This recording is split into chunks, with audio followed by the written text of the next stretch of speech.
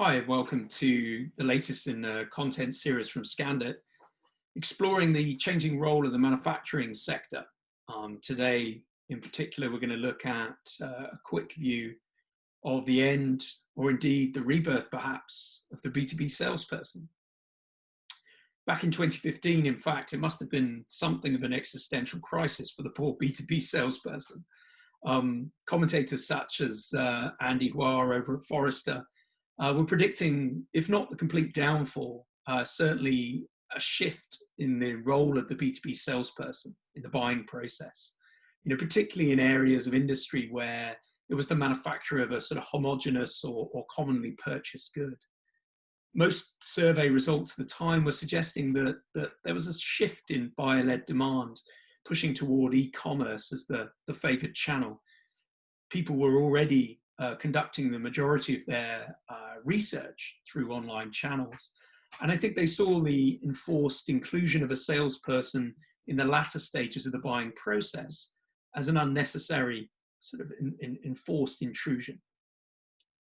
I think also perhaps led by millennially influenced set of buyers coming into the industry who they themselves were very digitally literate and were enjoying high utility and high levels of user experience on B2C websites in their own buying experience.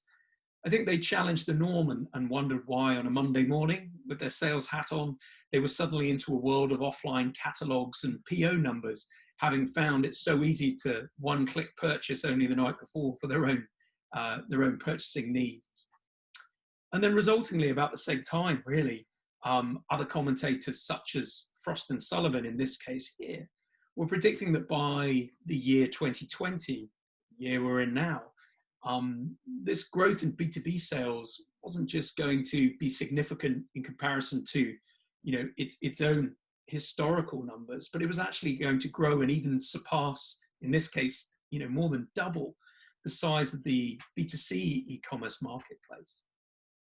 So businesses who were cognizant of this and reactive to these trends started to try to react in a couple of different ways. One, they started to look to redefine the roles of these salespeople and to empower their salespeople themselves with digital tools so that they could play more of a relevant role. They might be digital catalogs that the salespeople would bring on laptops or tablets. Remote reordering for their end customers so that it wasn't a paper-based system or they didn't have to be there in person to actually put orders through. And I think also these same businesses look to adopt sort of best of breed websites and mobile first website experiences as well. So they could play to this growing preference of the buyer channel. And in doing so, they themselves were challenging the role of their own B2B salespeople in that respect. So if we fast forward to the last few years and up to 2020 today, it's clear that some B2B manufacturers have been rightly lauded for embracing this change. And their models have adapted accordingly. I think, if we think of some best of breed examples, people like Grainger or in the US, or perhaps Conrad in the German market here in EMEA, they've been rightly lauded for putting digital, really at the heart of the buying experience. But as distributors or wholesalers in the middle of the value chain, perhaps they were better set to do so. That said, there are pockets of disruption that have occurred even in the hardest areas of manufacturing. So if we think of something like aviation, Airbus through Satair in the Nordics, they were one of the first to embrace and launch, what is really a web-first aftermarket for spare parts and MRO around the purchase of aircraft. Similarly, Siemens in Germany have embraced a similar model to allow their customers a very digital first access to the aftermarket for the Siemens Trains division. So we're seeing these pockets of innovation and adaptation of digital first as a channel. But What of the poor, B2B salesperson? How have they survived and prospered? Well, perhaps what we've seen is they've been pushed more towards the sales and buying process of the initial high value purchase from the manufacturer. And the more commonplace, the lower touch purchases have been presented more commonly via the web and digital channels, as one might expect. And one could perhaps suggest that that mirrors what's happened in the B2C environment, where even disruptive players like Tesla, who've come along in automotive and enabled a very digital first way to try and buy their electric cars, more often than not, a visit to a dealership, a test drive is still a very common part of that buying journey, and one that perhaps isn't set to be replaced anytime soon. So change has happened, but yet in manufacturing, not all have adapted and changed. And I think particularly given the challenges of 2020 as we sit here today, some of these digital Luddites, if I might dare say so, will really suffer. In fact, McKinsey are now, they've just released a report suggesting we're very much at an inflection point here.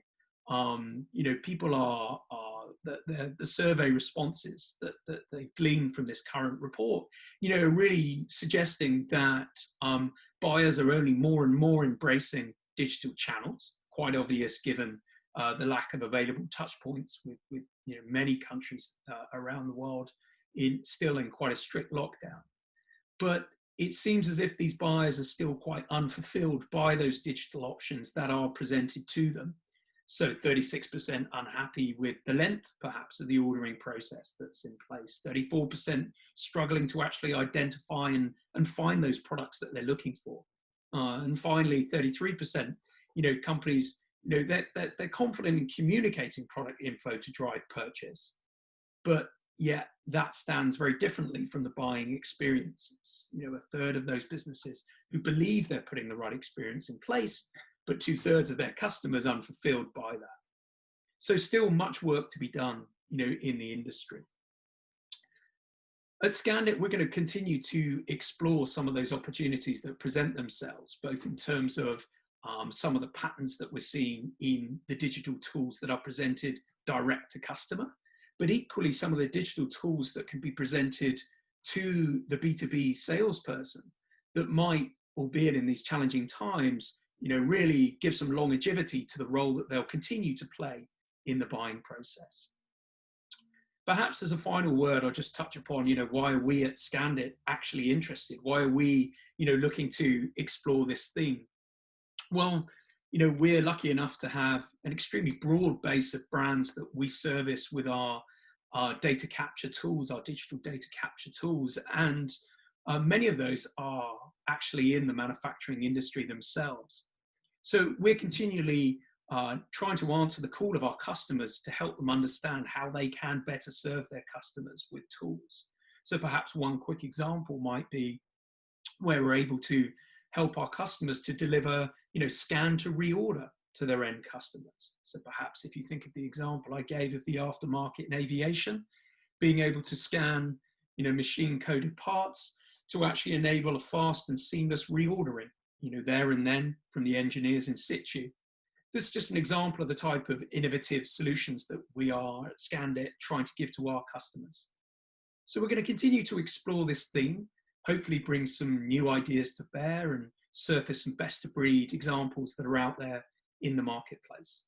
I hope that, via scandit.com, our website, and our blog that sits within the website, you'll continue to stay with us as we explore some of these themes in future podcasts, blogs, and some of the other channels through which we'll be pushing the content. Thanks for joining us.